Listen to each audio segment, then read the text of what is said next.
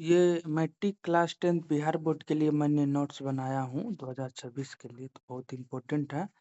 Classification of element इसमें जो तत्वों का वर्गीकरण होता है ना, उसके बारे में मैंने बताया। तो पहला वर्गीकरण कौन किया था?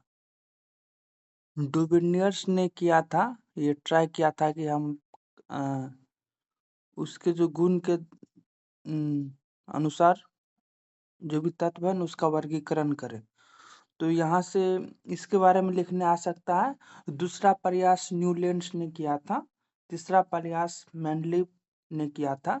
तो देखिए डोवेनियर्स ने क्या किया था, इन्होंने 3 एलिमेंट का ग्रुप बनाया और उसने ये बोला कि जो बीच वाला जो होगा ना, बीच वाला तत्व, उसका जो भार होगा, परमाणु भार होगा, वो बाकी दोनों के औसत के बराबर होगा। तो मान के चलिए यहाँ पे लिथियम, सोडियम और पोटेशियम है ना। तो यहाँ पे पोटेशियम आपको क्या हो गया, बीच वाला हो गया। तो पोटेशियम का जो परमाणु भार होगा वो लिथियम के परमाणु भार प्लस पोटेशियम के परमाणु भार बटा 2 होगा। इसी के अनुसार जो डोवेनियर्स ने वर्गीकरण किया कुछ तत्व का। ठीक,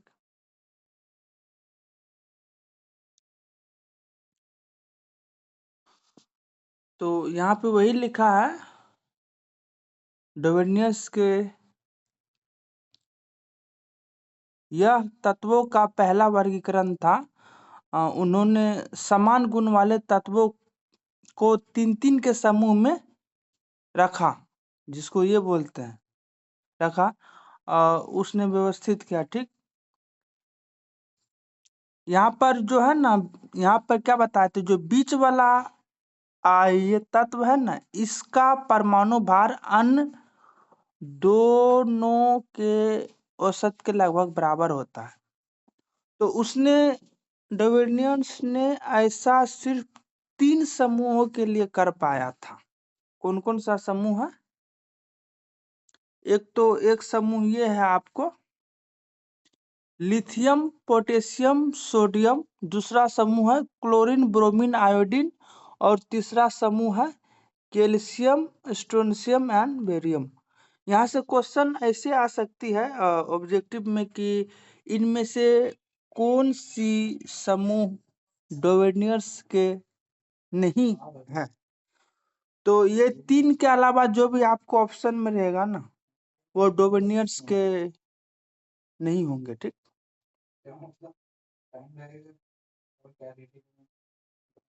अब दूसरा न्यूलैंड्स के अष्टम नियम। अष्टम जैसे सारे गामा पाधा निशा होता है ना, तो इसी के अनुसार उसने न्यूलैंड्स ने प्रयास किया कि मतलब मैं तत्वों का वर्गीकरण कर दूं। ठीक, तो इसको बोलते हैं न्यूलैंड्स का ऑक्टेव। तो इसमें क्या हुआ कि मान के चलिए कि इसने ऐसा किया कि कुछ एलिमेंट लिया कि वो बोला कि पहला एलिमेंट और 8वां जो तत्व होगा ना, इसको ये एक साथ रखा। मतलब जो जी पहला, उसके बाद 8वां, उसके बाद इसमें 8 और जोड़ दीजिए, कितना इसका एटॉमिक नंबर हो गया? 16। तो 8-8 के जो भी इंटरवल है ना, उसको एक समूह में रखा है इसने।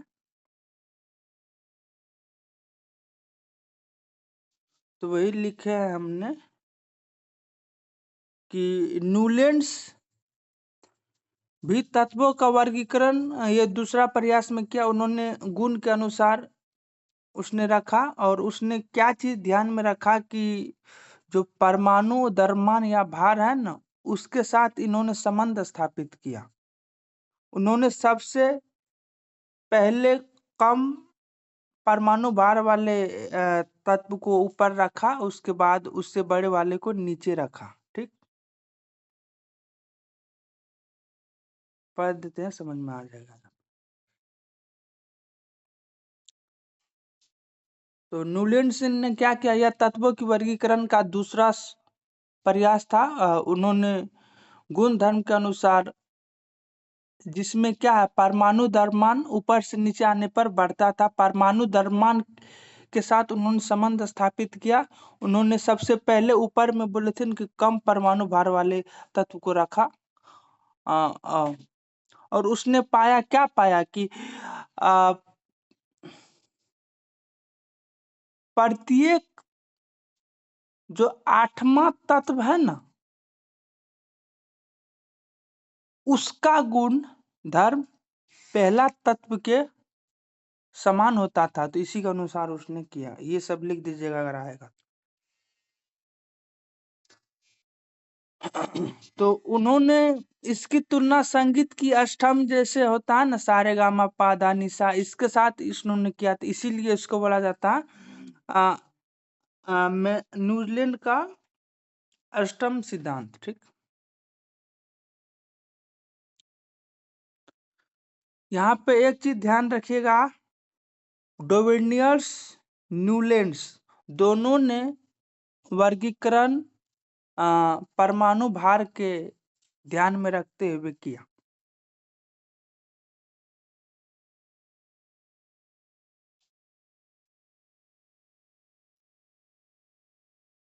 उसके बाद मेनलिप का आवर्त सारणी। तो मेनलिप भी क्या किया, उन्होंने अपनी आवर्त सारणी को परमाणु भार एवं, मतलब उन्होंने परमाणु भार एवं रासायनिक गुण धर्मों के आधार पर ही किया कि जिसका रासायनिक प्रॉपर्टीज समान है उसको उन्होंने एक समूह में रखा। यहाँ पे एक इम्पोर्टेंट चीज है कि जैसे अभी मॉडर्न का पढ़ेंगे उसको।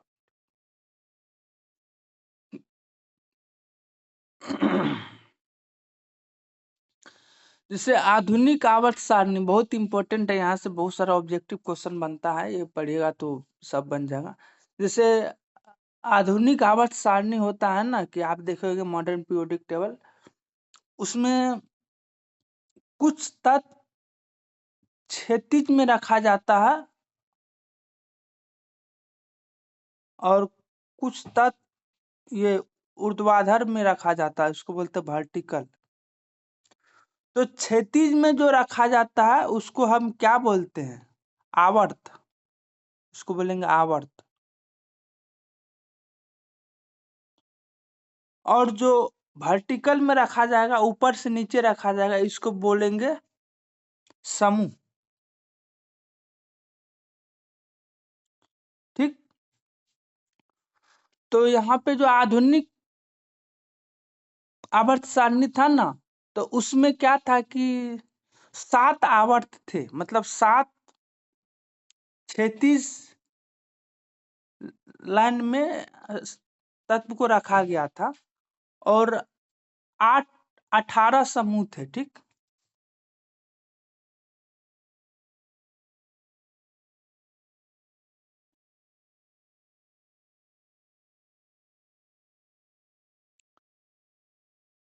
तो आधुनिक आवर्त सारणी में 7 आवर्त, मतलब ये क्षैतिज रेखा, और 18 समूह थे। आवर्त सारणी किसने दिया था आधुनिक, इसका नाम आ जाएगा हेनरी, मतलब हेनरी, हाँ हेनरी मस्कुलो, जो भी नाम है। 1913 में इन्होंने दिया था। आधुनिक आवर्त सारणी में इन्होंने क्या चीज ध्यान में रखा, परमाणु संख्या ध्यान में रखा। परमाणु संख्या को इसने ध्यान में रख के वर्गीकरण किया 7 आवर्त और 18 समूह में। बाकी सब जैसे डोवेनियर्स था, न्यूलैंड था, ऑक्टेव वाला था, उन्होंने परमाणु द्रव्यमान को ध्यान में रखते हुए किया था। ठीक। आवर्त सारणी क्या होता है, बताए थे ना, वही जो 36 पंक्तियां होती है 7, उसी को आवर्त सारणी बोलते हैं। समूह क्या होता है, ऊर्ध्वाधर स्तंभ जो था ऊपर से नीचे आ रहा था, 18, वही है।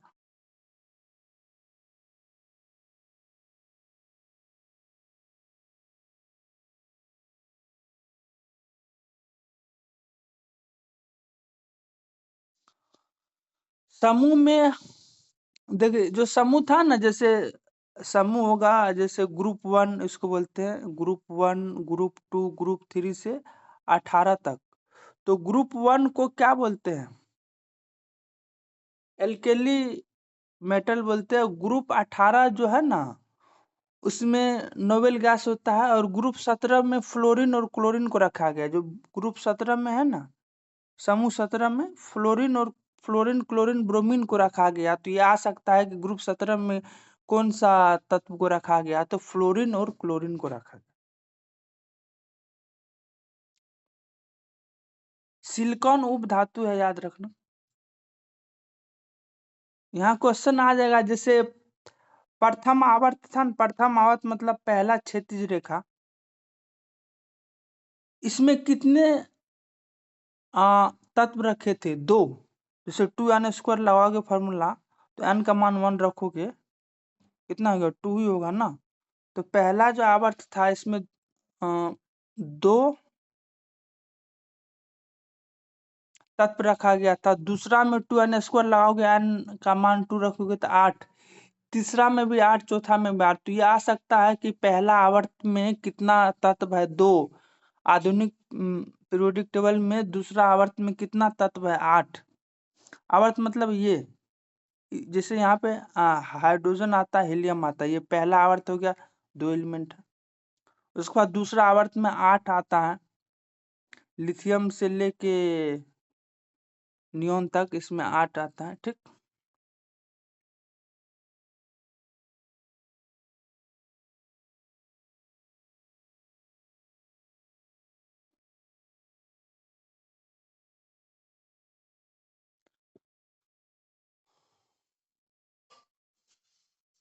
तो यहाँ पे हम समराइज कर दिए कि पहला आवर्त में 2, दूसरा आवर्त में 8, तीसरा आवर्त में 18, चौथा आवर्त में 18, पांचवा आवर्त में 18, छठा आवर्त में 32, सातवां आवर्त में भी 32 तत्व होंगे। तो इसको याद रख लीजिएगा, इसमें आएगा। देखिए यहाँ पे ऑब्जेक्टिव मैंने कराया हूँ कि आधुनिक आवर्त सारणी का वर्गीकरण किसने किया था? हेनरी ने किया था। आधुनिक आवर्त सारणी में कुल कितने आवर्त और कितने समूह की संख्या? 7 आवर्त और 18 समूह हो गया। आवर्त सारणी में पहले और दूसरे आवर्त में कितना तत्वों की संख्या? बोलते हैं पहले आवर्त में 8, मतलब 2 तत्व होगा, दूसरे आवर्त में 8, तीसरे आवर्त में भी 8 होगा, ठीक। 18। आवर्त सारणी के तीसरे आवर्त में कितना तत्व है? इसमें भी 8 है, मतलब 2, 8, 8, 18, 18, 32, 32, इस ये मैजिक नंबर है, ठीक।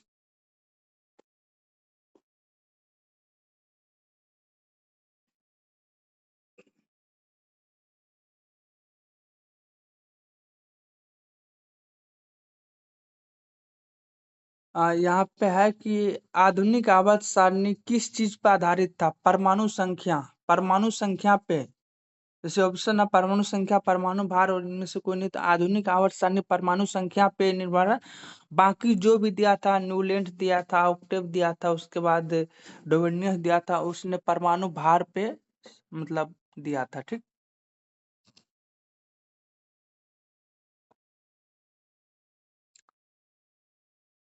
तो देखिए, ये जो हॉरिजेंटल लाइन है ना, जो क्षैतिज रेखा है, इसको आवर्त बोलते हैं, और जो ऊर्ध्वाधर रेखा है उसको बोलते हैं समूह, ठीक। तो यहाँ पे परमाणु त्रिज्या पहले समझ लीजिए क्या होता है, उसके बाद मतलब आसान होगा। परमाणु त्रिज्या क्या होता है कि हम्म, ये कोई नाभिक है, और ये उस परमाणु के बाहर वाला कक्षा है। तो नाभि से बाहर वाला कक्षा की जो दूरी होता है ना, इसी को बोलते हैं परमाणु त्रिज्या। ये हो गया परमाणु त्रिज्या। तो यहाँ पे बोलेगा कि जब हम आवर्त सारणी में बाएं से दाएं जाएंगे, तो इसका परमाणु भार, परमाणु त्रिज्या क्या होगा? जब आवर्त सारणी के समूह में हम ऊपर से नीचे आएंगे, तो परमाणु त्रिज्या क्या होगा? मतलब बढ़ेगा, घटेगा, स्थिर रहेगा, क्या होगा? वो आ सकती है।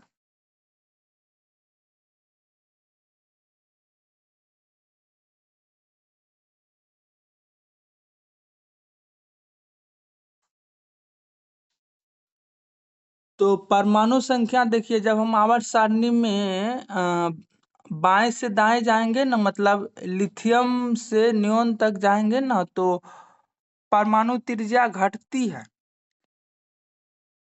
इन आवर्त सारणी में जब हम दाएं से बाएं जाते हैं तो परमाणु त्रिज्या घटती है। कारण क्या है कि नाभिक में जो है ना प्रोटॉन की संख्या बढ़ती है, जिससे यह बाहरी कक्षा के इलेक्ट्रॉन को अपनी ओर खींचने लगता है, जिससे परमाणु का जो साइज है ना वो घट जाता है। वही जब हम समूह में ऊपर से नीचे जाएंगे तो जो परमाणु त्रिज्या है वो बढ़ेगी। आवर्त में हम दाएं से बाएं जाएंगे तो परमाणु त्रिज्या कम होगी। इसका कारण क्या हम अच्छे से एक्सप्लेन कर दिया हूँ।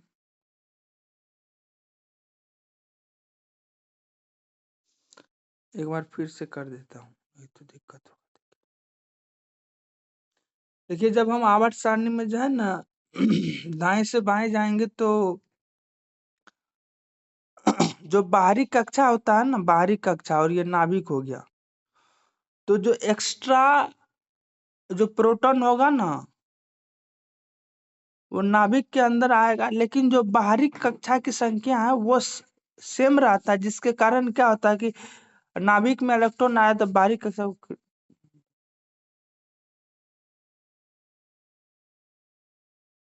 ऑब्जेक्टिव यहाँ पे देखिए कि जब आधुनिक आवर्त सारणी में हम बाएं से दाएं जाते हैं तो परमाणु त्रिज्या क्या होता है। जब आधुनिक मॉडर्न पीरियोडिक टेबल में जब आप दाएं से बाएं जाइएगा तो परमाणु त्रिज्या कम होती है, घटती है। कारण क्या है, नाभिक में प्रोटॉन की संख्या बढ़ती है, जिससे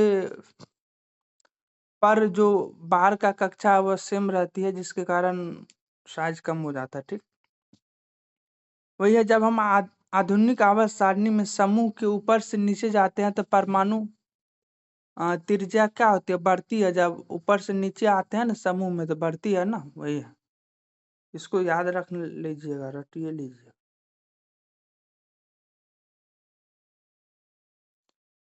देखिए, अब दूसरा गुण है क्या, धात्विक और अधात्विक। धातु तो पता है कि जिसमें फ्री इलेक्ट्रॉन्स होते हैं, अधातु जिसमें फ्री इलेक्ट्रॉन्स नहीं रहते हैं। धातु बिजली मतलब उसमें बह सकता है, अधातु में बिजली नहीं बह सकता है। तो धात्विक गुण और अधात्विक गुण क्या होता है, इस पे आ सकता है। जब हम आवर्त सारणी में जो है ना, ये हो गया लेफ्ट, बाएं ये हो गया दाएं। जब हम बाएं से दाएं जाएंगे तो धात्विक गुण कम होगा, धात्विक गुण कम होगा। और जब हम ऊपर से नीचे आएंगे तो धात्विक गुण बढ़ेगा। देखिए, जब हम लेफ्ट से राइट जाएंगे तो धात्विक गुण क्या होगा, कम होगा। अगर धात्विक गुण कम होगा तो अधात्विक गुण क्या होगा, ज्यादा होगा।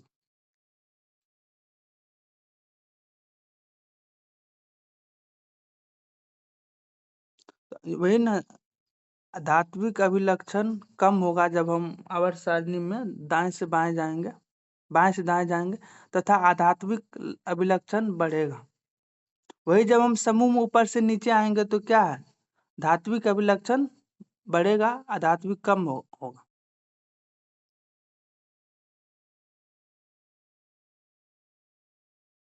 देखिए, धातु का क्या मतलब गुण है कि जो धातु होता है ना वह घनात्मक होता है। कि जो भी मेटल है ना, मेटल ये क्या करता है कि अपने से इलेक्ट्रॉन को निकाल देता है। जब अपने से इलेक्ट्रॉन को निकालेगा तो इस पे प्लस चार्ज आ जाएगा ना, तो धातु धनात्मक होता है। और ये क्षारीय होता है, मतलब बेस टाइप का होता है। इसमें जब इसको पानी में मिलाएगा तो वो क्षार बना देगा।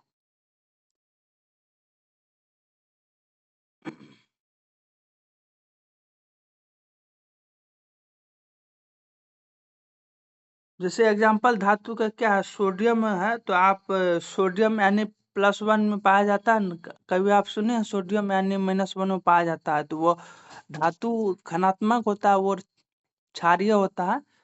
और सोडियम का जो ऑक्साइड होता है ना ऑक्सीजन से, वही क्षारीय होता है। इसीलिए धातु का ऑक्साइड क्षारीय होती है। जो एग्जाम्पल है, Na2 और Mg2, सोडियम और मैग्नीशियम तो आपको धातु ही है ना। बोलेगा इनमें से कौन सा धातु क्षारीय होता है। ऑप्शन में अगर सोडियम, मैग्नीशियम या फिर एल्युमिनियम भी होगा ना, उसको मार के आ जाइएगा। अधातु ऋणात्मक होता है। अधातु क्या होता है कि दूसरे से इलेक्ट्रॉन को छीनना चाहता है, वो कर्ज लेता है ना, तो वो ऋणात्मक हो गया। और अधातु का जो ऑक्साइड होता है, जब अधातु ऑक्सीजन से प्रतिक्रिया करेगी तो वो उसका जो टेस्ट होगा वो अम्लीय होगा, मतलब खट्टा टेस्ट होगा। ठीक, जैसे यहाँ पे अधातु हो गया, कार्बन, नाइट्रोजन, ऑक्सीजन, ये सब अधातु है ना, तो इसके ऑक्साइड जैसे CO2, NO2 और O2 का जो नेचर है वो अम्लीय है।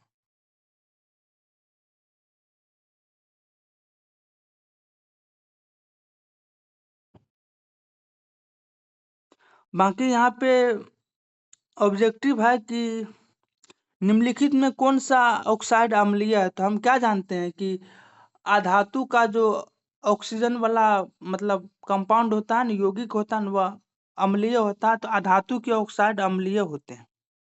निम्नलिखित में से कौन सा ऑक्साइड अम्लीय है। तो देखिए CO2, N2 और MgO और नॉन। तो CO2 अम्लीय है ना, क्योंकि कार्बन आपको अधातु है, तो इसका ऑक्साइड क्या होगा, अम्लीय होगा। जैसे यहाँ पे NO2, Na क्या हो गया, सोडियम मेटल है ना, मतलब धातु है ना, तो इसका क्षारीय होगा। मैग्नीशियम ऑक्साइड का भी क्षारीय होगा, क्योंकि मैग्नीशियम धातु है और इसका ऑक्साइड क्या होगा, क्षारीय होगा। ठीक, इसमें ऑप्शन CO2 हो जाएगा। नवमी है, निम्नलिखित में कौन सा ऑक्साइड क्षारीय है। तो क्षारीय क्या बनाता है, धातु का बनाता है ना।